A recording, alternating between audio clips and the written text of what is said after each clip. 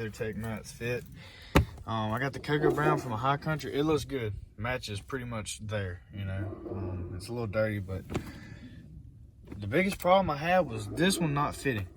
Every single one of the other ones fit. I got this big one in the back.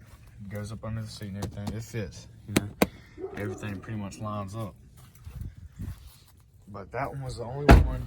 I figured maybe I could mold it. I don't know, heat it up and duct tape it.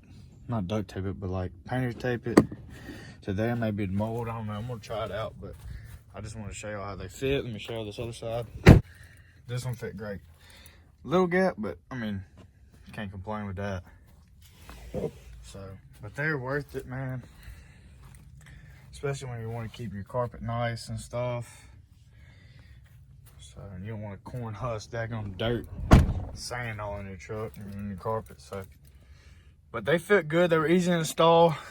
You see them? The pins they come with, the red ones.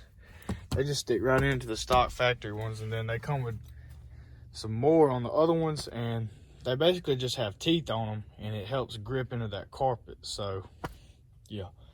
But they were definitely worth it.